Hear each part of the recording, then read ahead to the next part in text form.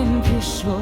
شکر میگویم که از این خاندانیم پیشوا هران و تن سازیم فدای ملت و این سرزمین با تو اندر تا چکستان ما امانیم پیشوا چون گلستان گشته است من پاک وطن از پس از سوی سعادت یاویدانم پیشوا حرفی تو در گوش ما چون الله میآید غمه با تو خوشبختی زمین و آسمانم پیشوا